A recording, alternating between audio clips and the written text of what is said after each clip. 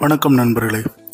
நம்ம டெய்லி விதவிதமான குழம்பு வகைகள், கறி வகைகள், மட்டன், சிக்கன் இந்த மாதிரி நிறைய அதிகமாக எடுத்துக்கிறதுனால வாரத்தில் ஒரு நாள் கண்டிப்பாக நம்ம ரசம் சாப்பிட்றது ரொம்ப அவசியமாக இருக்குது. இந்த உடலுக்கு இது ரொம்ப தேவையாகவும் இருக்குது. ஏன்னா ஒரு சமச்சீரான ஒரு உடலை பெறுறதுக்கு இந்த நம்ம சேர்த்து செய்யக்கூடிய பூண்டு, ஜீரகம், மிளகு இது எல்லாம் உடலுக்கு ஒரு சமநிலையை கொடுக்கும். ஸோ அதனால் கண்டிப்பாக வாரத்தில் ஒரு நாள் ரசம் வைப்பது ரொம்ப அழகு. அதுதான் உடம்புக்கு நல்லது, நன்மையாகவும் அமையும். ரெண்டாவது, ரசம் என்றைக்குமே ரொம்ப பருப்பு அது இதுன்னு போட்டு ரொம்ப கட்டியாக வைக்கக்கூடாது. தண்ணியாக வைக்கணும். பருப்புலேருந்து கொஞ்சம் தண்ணி வேணால் எக்ஸாக்ட் பண்ணி நம்ம எடுத்துக்கலாமே ஒழிய முழு பருப்பை அந்த ரசத்தில் சேர்க்கக்கூடாது. சேர்த்தோன்னா திரும்பவும் நம்ம அந்த கறி வகைகள் மாதிரி தான் பண்ணுறோம் அப்படின்னு அர்த்தம். ஸோ அதனால் ரசத்தில் இருந்து லைட்டாக பருப்பு மட்டும் நம்ம எடுத்துக்கலாம்.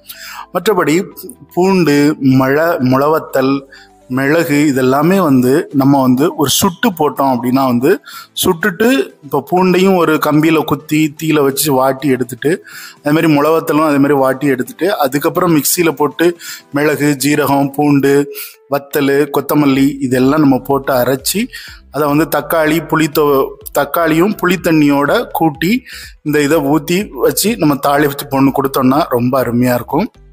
அந்த ரசம் ரொம்ப தண்ணியாக வைக்கணும். அதேமாதிரி ரொம்ப அந்த மருந்தினுடைய எஃபெக்டே இல்லாமல் நிறைய தண்ணி சேர்க்கக்கூடாது. இந்த மருந்து இது எல்லாமே பொருட்கள் எல்லாமே மருந்து. இந்த மருந்தை நம்ம வேஸ்ட் பண்ணாமல் சாப்பிட்ற மாதிரி இருக்கணும். ரொம்ப பச்சை தண்ணியாகவும் இருக்கக்கூடாது.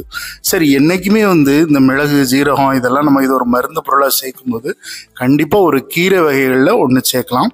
அது பருப்பு மாதிரி இருந்தால் பரவாயில்ல, பருப்பு கூட்டு மாதிரி, இல்லை கீரை பருப்பு கூட்டு.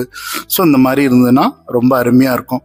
என்றைக்குமே ரசத்தை நம்ம மிஸ் பண்ணவே கூடாது, தண்ணியாக தான் இருக்கணும். அதே மாதிரி இந்த ரசத்துக்கு ஏற்ற மாதிரி சாதம் ரொம்ப விரையாக இருக்கக்கூடாது.